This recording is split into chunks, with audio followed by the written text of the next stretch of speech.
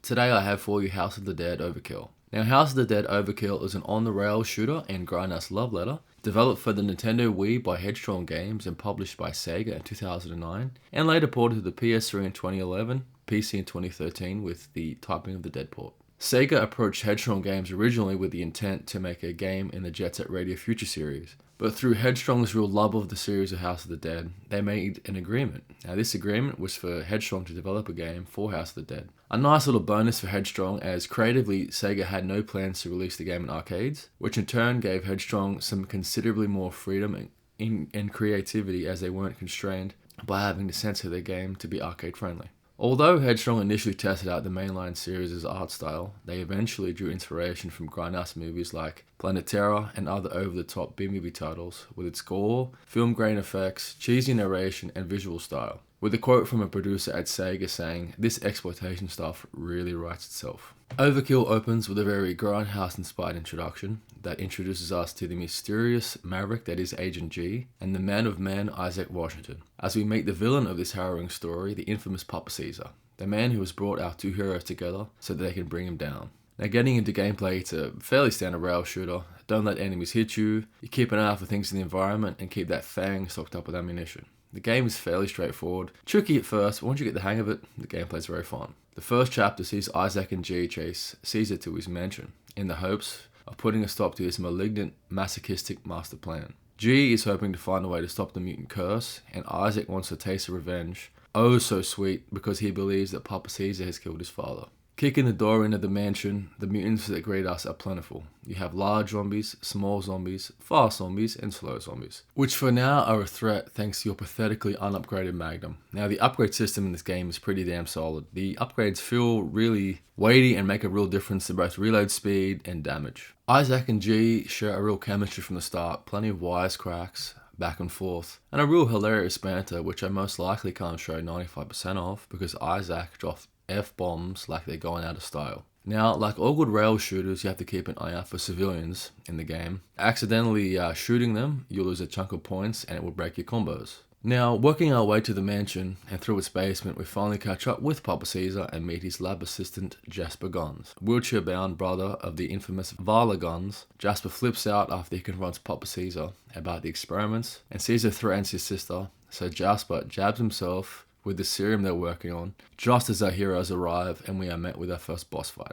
Now the mutated Jasper hovers around the room, throwing all the junk he can find at you. Shoot it down, and in between the junk assault, he will throw you in the air and try to hit you with a large attack. So make sure to keep an eye out for the targets to hit, which will break his combos. Keep this up and he goes on easy enough. Now as the boys put poor mutated Jasper out of his misery, his sister Varla rushes in and sits with her dead brother, swearing revenge against the infamous Papa Caesar, and just as our two heroes, Isaac and G, set off after him. In the next chapter, we are officially introduced to Varla Guns and her friend, Candy Striper. Badass strippers both, Varla is hunting down the keys for her bike, but Candy tells her that one of the other girls is taking it to a local biker bar. So the girls have to fight their way through the club and on and off the stage as they make their way out the back and head to the back streets, passing by hordes of mutants. Now it's at this point that I notice some of the mutants don't aggro, but are handy for keeping or boosting your combos, which give you those sweet points. We track down Varla's bike at the local biker bar.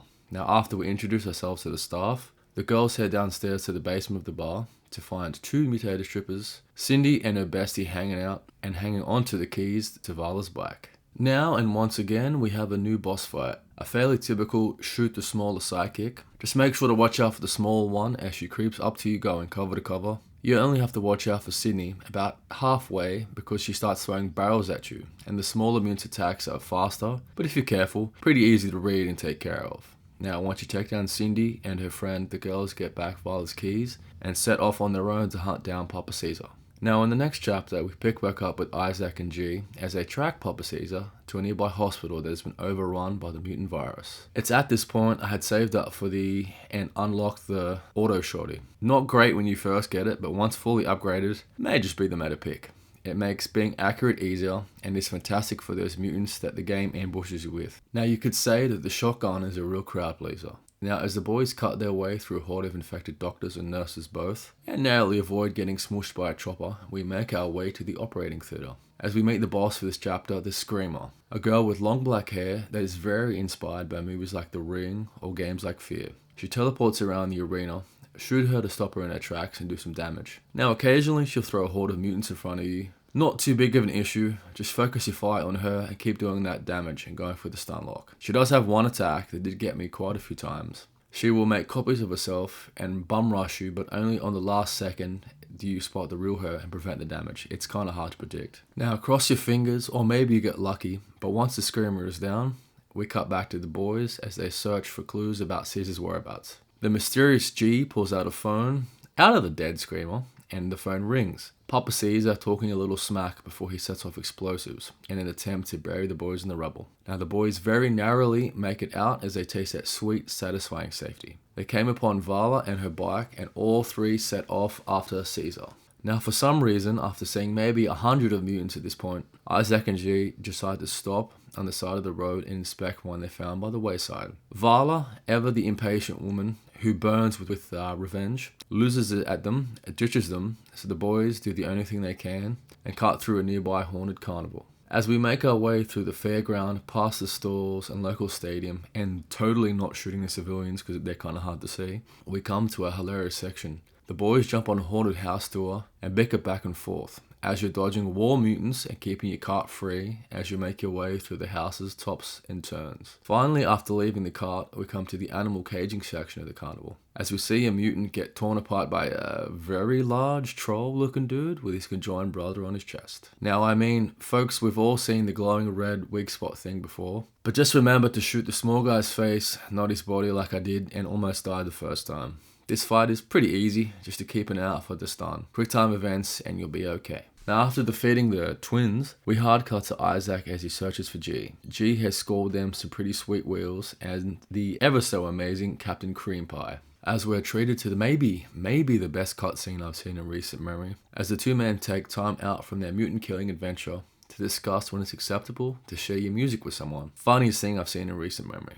Now on to the next chapter. We catch up with Varla and Candy as they find Caesar's car at a local abattoir and chase after it. Now, as the girls battle their way through the meatpacking plant, its freezers and its office spaces, it's a fairly short chapter, this one, taking us through what can only be described as a meaty version of the bone ship from Alien. The boss for this short chapter is Katie, a massively mutated monster butcher that swings a giant cleaver around. Now be wary of her charge attacks and target those udders. Now once the girls barbecue Katie, and Varla sets off once again to get Caesar. In the next chapter, we catch back up with Isaac and G as they find that Varla has caught up with Papa Caesar. But the gang bickers back and forth about who gets to deal with Caesar, giving that cheeky bugger time to escape on a train. Now the boys chase after him and make it on the train just in time, leading us into another banger of a level called Scream Train. Now don't you just love a good train level? Like all good train levels, we fight through the cars and make our way to the roof. Once on the roof, we are confronted by a bug boss straight out of Resistance Fall of Man. The bug is tricky for the first phase of the fight as you have to hit it in the eyes to stop its attacks, and I just couldn't quite hit the mark. So another fight I just scraped through. Maybe it's the hardest in the game? Now, like all good train levels, after we defeat the Chimera, the train crashes into a nearby swamp. On to the next chapter, as we awake to both G and Isaac sharing a nice moment. Varla catches up with them on her bike and they discuss their next move. But due to the old couple level of bickering between the three of them, Papa Caesar manages to pull a gun on Varla and run off with her. Briefly, he mentions a prison and escapes while the boys collect themselves. Now, to catch up with Caesar and Varla, the boys cut through a local swamp/trailer park. Mutants run out of some trees and out of the water,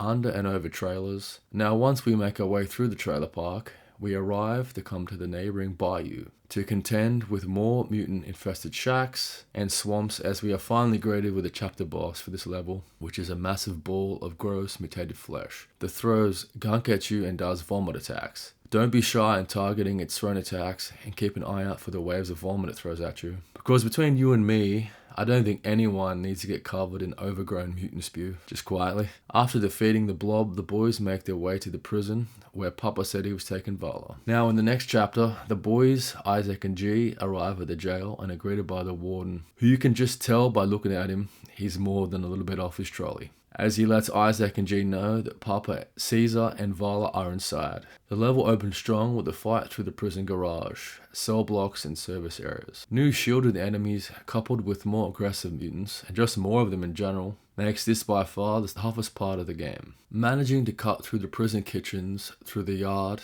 and as we chase down Varla and Papa Caesar to the basement. Now, once we get to that basement, we are met by the, at this point, crazier than a run-over raccoon, the Warden, who has taken both Varla and Papa Caesar prisoner, telling us that this whole thing was his idea, and he spills his master plan for Varla as he wants to pull our mummy dearest and transport his mother's brain into Varla, finally unleashing his creation, the large and mutated Brutus, a 7 feet tall behemoth that he is mutated and given a crossbow, electrical powers. Brutus is a fairly straightforward boss fight with a few phases. His high threat comes from his crossbow and barrel attacks. Treat him like a Doom 3 Revenant and shoot it all out of the air. He will also spawn a small mutant horde to rush you. In those few moments, you can stun him to target his crossbow and arm battery pack, and you'll make it easy enough. After defeating Brutus, the boys gear up and take an express elevator to hell, going down. Now the final chapter and the final showdown. The boys descend into the underground lab to hopefully save Varla and stop the kooky Warden once and for all. As the boys make their way deeper into the bunker for the final push on the Warden, facing plenty of mutant hordes, tight corridors as they ambushed action movie style, make this one tough and fun chapter. But make sure that magazine is very well fed.